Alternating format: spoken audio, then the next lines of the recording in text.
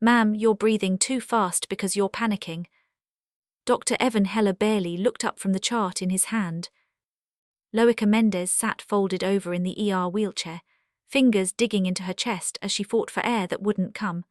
The pulse monitor clipped to her finger flashed between numbers, while the oxygen alarm chirped every few seconds. I'm not panicking, she gasped. Something's wrong. Heller flipped another page. History of anxiety, prescription for lorazepam, 22 years old, no cardiac history. A nurse beside him glanced nervously at the monitor. Her pulse is still climbing. She's hyperventilating, Heller said flatly. That's what anxiety does. Loica tried to straighten herself but nearly slipped sideways out of the chair. Please, I can't breathe. Several people in the waiting area turned toward her. Heller sighed loudly enough for everyone to hear. We can't order a CT scan every time an anxious college kid has a panic attack. The room went quiet. Loica felt heat crawl up her neck. The nurse avoided eye contact while typing into the computer. Another patient shook his head like she was causing a scene.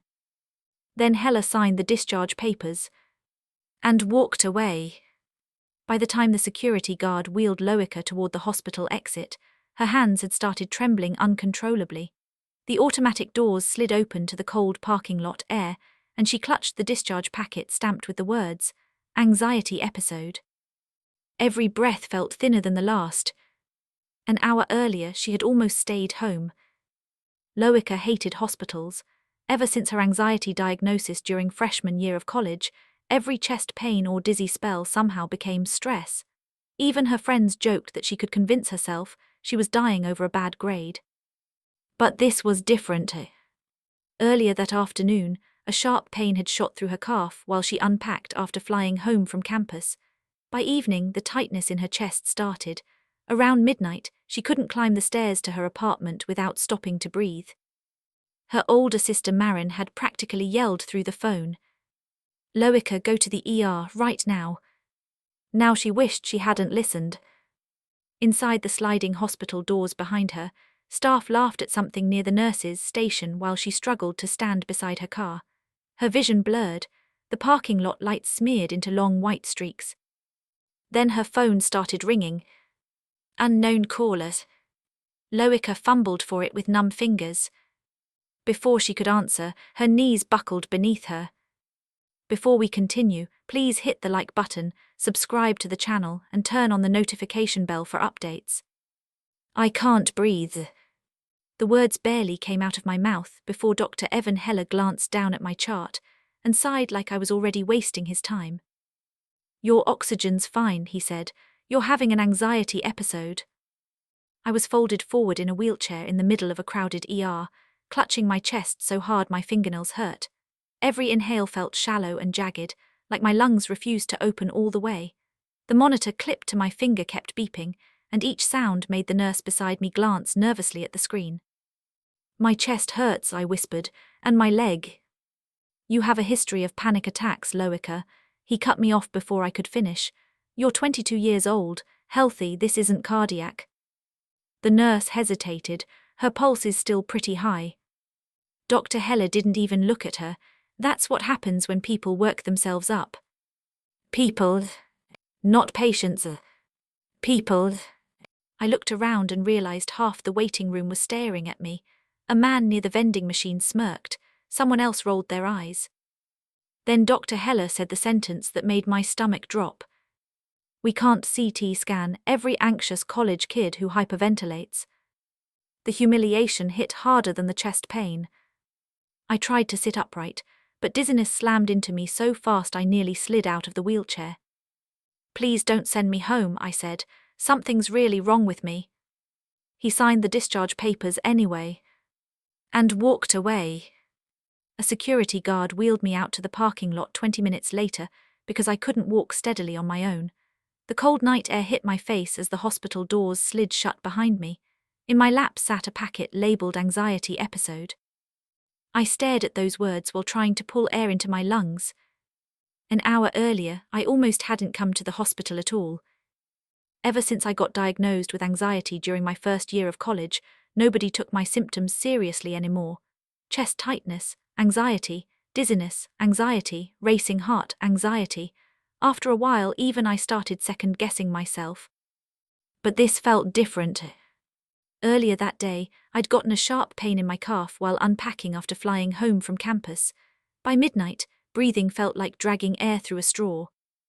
My older sister Marin practically screamed through the phone. "Loica, go to the ER right now." Now I wished I'd stayed home. Inside the hospital behind me, I could still hear staff talking and laughing near the nurses' station, while I sat bent over beside my car fighting for breath. Then my phone started ringing. Unknown callers. My hands shook as I reached for it.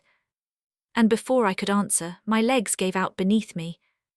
The next thing I remember was someone shouting above me. "She's cyanotic, move." Bright parking lot lights blurred across my vision while hands rolled me onto my back. I heard tires screech somewhere nearby, then footsteps pounding against pavement.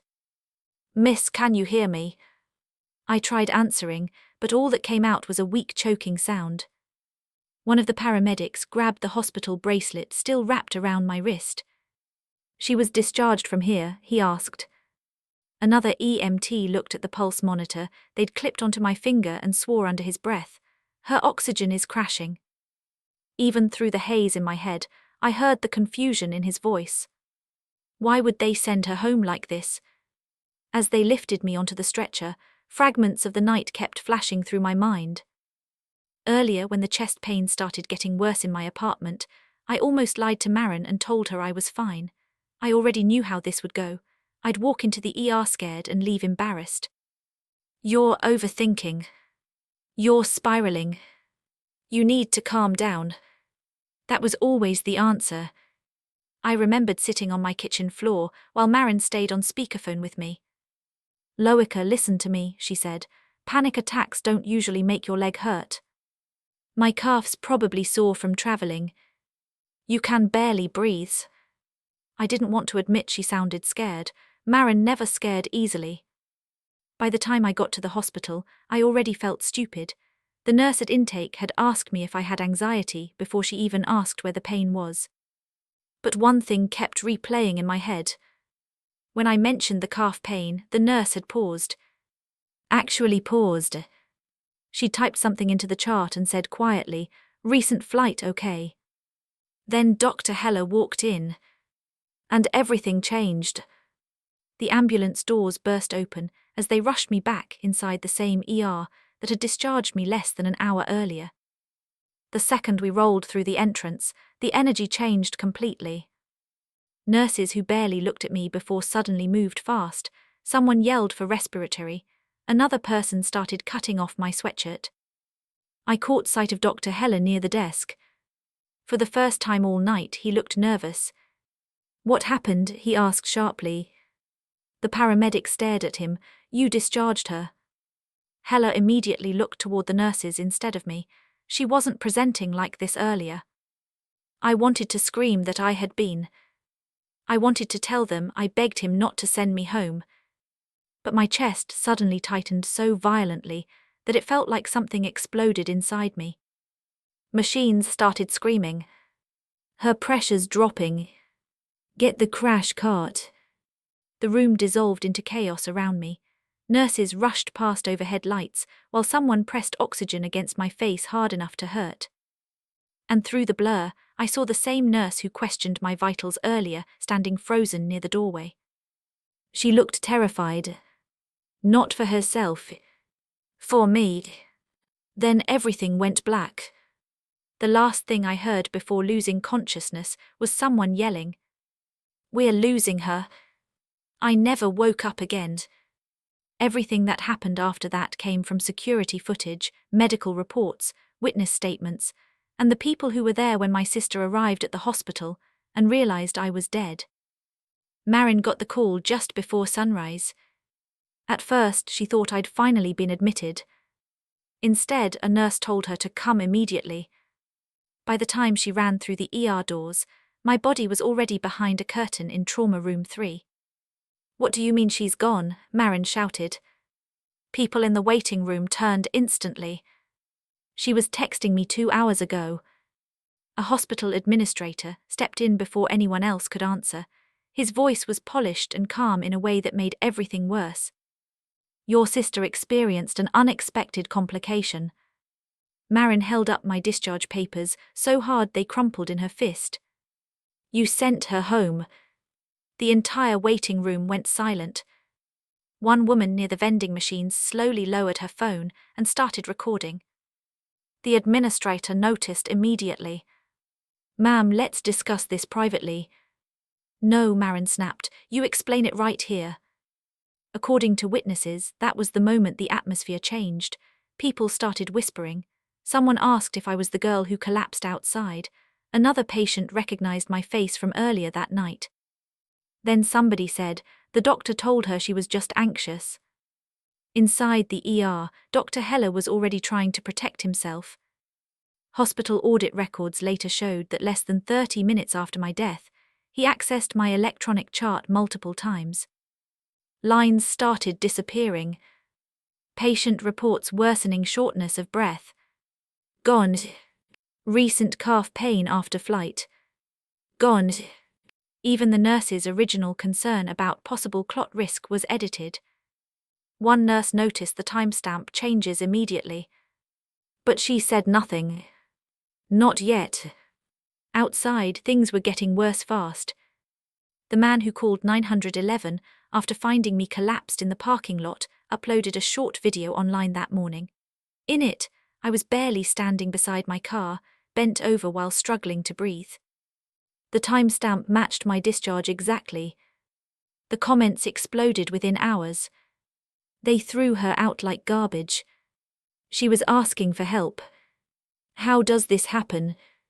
By afternoon, local reporters had started calling the hospital. That same day, Marin received a private message from a woman she didn't know. I'd been in the ER 3 weeks ago, same doctor, he dismissed me too. The woman attached a photo of her own discharge paperwork. Anxiety-related symptoms. Meanwhile, inside the hospital, administrators held an emergency meeting telling staff not to discuss my case publicly. No speculation, no outside communication, refer all questions to legal. But the nurse who had questioned my vitals couldn't stop thinking about one detail. My oxygen levels had never been checked again before I was discharged. And according to protocol, they should have been. Late that evening, the medical examiner finally called Marin into a private room. She closed the door gently before speaking. Then she said 6 words that changed everything. "Your sister didn't die from anxiety." By the next morning, the hospital was already trying to control the story. News vans lined the street outside the ER entrance. Reporters stood in the rain rehearsing live updates, while hospital staff slipped through side doors to avoid cameras.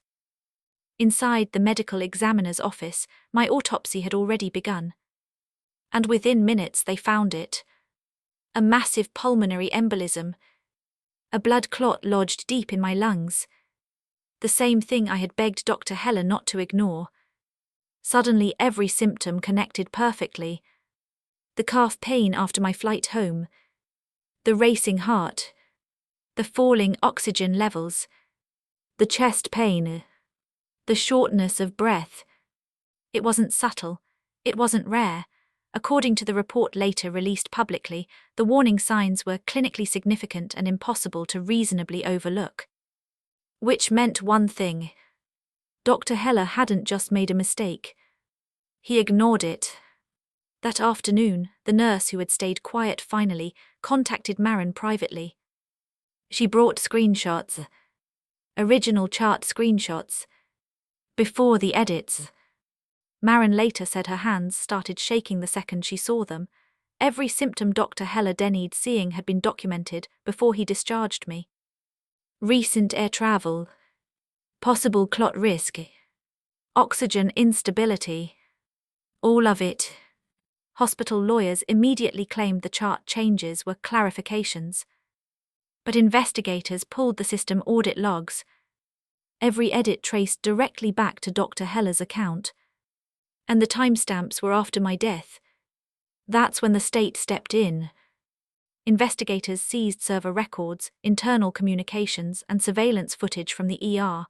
Staff members were interviewed separately. Some defended Heller at first, until they saw the footage. The security cameras near the hospital entrance showed me barely able to stand, while clutching the discharge papers against my chest. One clip had no audio, but my body language said enough. I was pleading with them. The footage aired on local news that night beside my autopsy findings. Public outrage exploded. Former patients started coming forward online with eerily similar stories about rushed discharges and ignored symptoms. Reporters uncovered prior internal complaints against Dr. Heller that had quietly disappeared months earlier. Then investigators discovered why. Hospital administrators had praised him for efficiency. He moved patients faster than almost anyone else in the department. Fewer tests, shorter stays, lower costs. Suddenly the story became bigger than me. Inside the hospital, support around Dr. Heller began collapsing. Nurses who once stayed silent stopped defending him. One physician reportedly refused to work another shift beside him. And during an emergency executive meeting late that night, everything finally broke apart. The conference room doors opened without warning. 2 police officers stepped inside. The room went completely silent. One of them scanned the table and asked, "Where is Dr. Evan Heller?"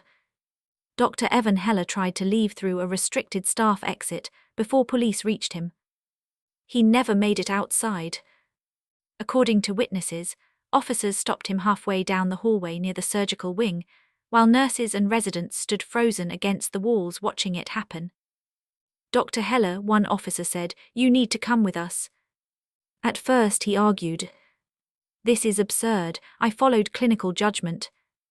But the moment they mentioned altered records, his face reportedly changed. Within minutes, the same doctor who had dismissed me as anxious was led through the hospital in handcuffs while staff stared in silence. Some looked shocked, others looked guilty, and a few looked relieved.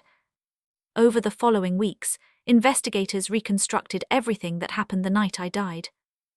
The evidence was devastating. My symptoms matched standard pulmonary embolism warning signs almost perfectly.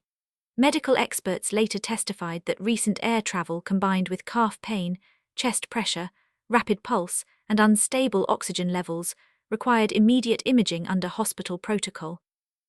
Instead, Dr. Heller dismissed me within minutes of reading anxiety history on my chart.